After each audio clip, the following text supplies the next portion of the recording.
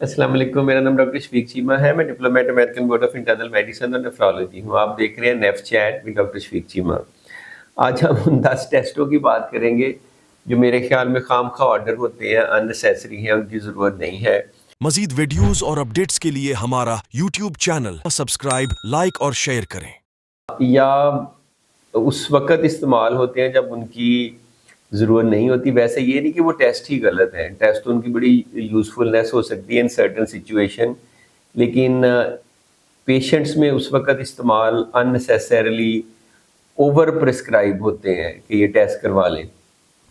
उससे क्या होता है कि गलत डायग्नोसिस होते हैं, ओवर डायग्नोसिस होते हैं, खामखा ट्रीटमेंट मिलती है, टेंशन बढ़ती है, एंग्जायटी बढ़ती है, फ़ायदा होता कोई नहीं है। तो फिर कुछ कभी कभार इंटरप्रिटेशन भी नहीं करनी आती, मेडिसिन मिल जाती है। फॉर एग्जांपल उनमें से एक टेस्ट है नंबर 1 पे जो मैं बताना चाहूँगा, ईएसआर। मरीज़ खुद ही करा के ले आते हैं जी, ईएसआर करवाया है तो ये 20 तक नॉर्मल है, तो हमारा 40 है, आप क्या करें, ये क्यों ज़्यादा है? तो मैं कहता हूँ मुझे क्या पता क्यों ज़्यादा है, आपने कराया आप ही बताएं। कोई फ़ायदा नहीं है।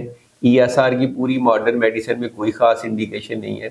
एक दो लिमिटेड सी कंडीशन होती हैं, जैसे टेम्पोरल आर्थराइटिस वगैरह में, या जॉइंट सेल आर्थराइटिस में कभी कभार हम करवाते हैं।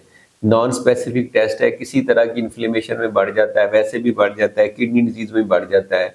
आप इमेजिन करें कि मैंने ज़िंदगी में कभी ऑर्डर नहीं किया, हार्डली कभी किया होगा, तो ऐसे ही लोग करवा लेते हैं। इसको खामखाना करवाएं, इसका कोई फ़ायदा नहीं है। जो इन्फ्लेमेशन या इन्फेक्शन या बैक्टीरियल इन्फेक्शन को इंडिकेट करने का इससे बेहतर मार्कर सीआरपी है। वो ज़्यादा अच्छा आपको बताएगा कि बैक्टीरियल वर्सेस वायरल है, थोड़ा सा ज़्यादा स्पेसिफिक है, तो कोई फ़ायदा नहीं है।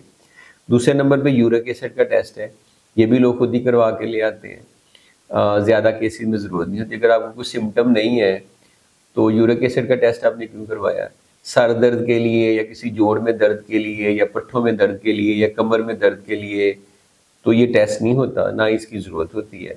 ख़ास स्पेसिफिक इंडिकेशन होती हैं। अगर किसी को गाउट के अटैक हो रहे हैं बार बार, तो उसमें ज़रूरत हो सकती है। कीमोथेरेपी वगैरह मिलनी है, उससे पहले बाद में ज़रूरत हो सकती है, तो इसकी खामखा टेस्ट करवाने का कोई फ़ायदा नहीं है।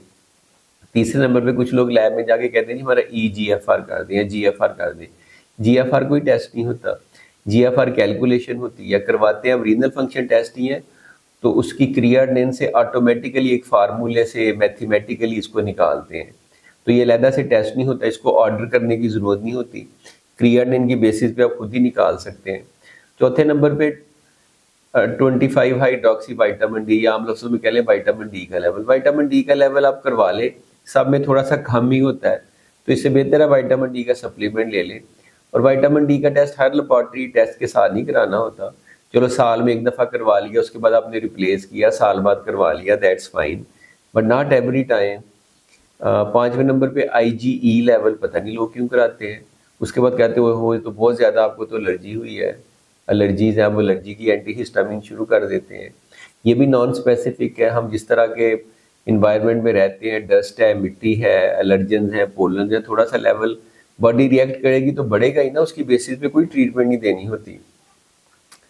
छठे नंबर पे वीएमए लेवल। कभी कभार लोगों का ब्लड प्रेशर ज़्यादा होता है, तो मैं देखता हूँ टेस्ट होता है वीएमए, फियोक्रोमोसाइटोमा का टेस्ट है, ऑब्सोलीट है, उसका फ़ायदा कोई नहीं है, यूजलेस है, पूरी दुनिया में होता नहीं है।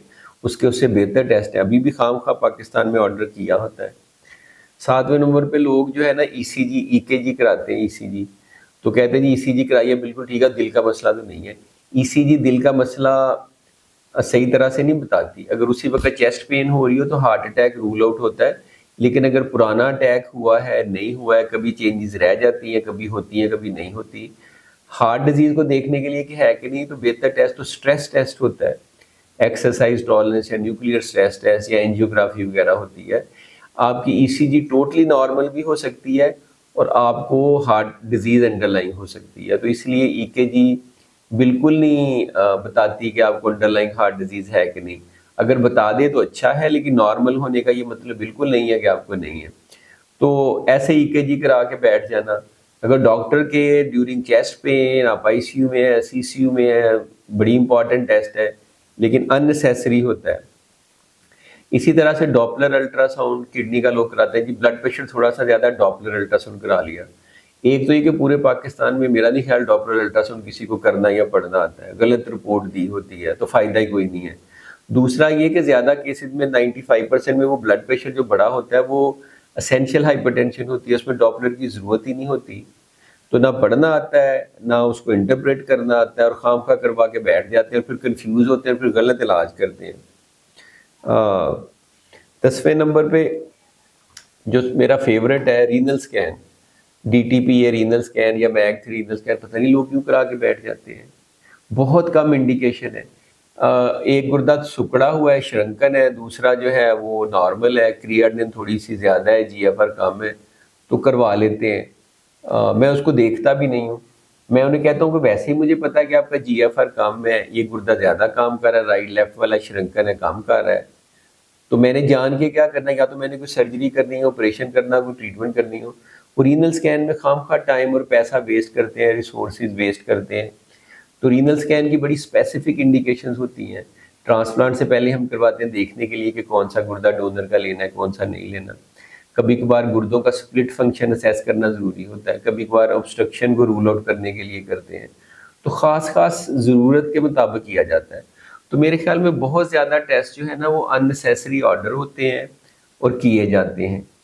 तो खामखा आपका लैब का बिल भी बढ़ता है, और उन टेस्टों की वजह से फिर एंग्जाइटी भी बढ़ती है। लोग लेके आ जाते हैं टेस्ट जो कि बिल्कुल ज़रूरत नहीं होती, वो हर बंदे में थोड़े बहुत ऊपर नीचे हो सकते हैं, करवा के परेशान हो जाते हैं। तो ये मैंने कहा था ये कुछ टेस्टों की लिस्ट दूँ कि अगर आपके डॉक्टर लिखे तो पूछें कि इसको करवाने का फ़ायदा क्या होना है। थैंक यू, खुदा हाफिज़।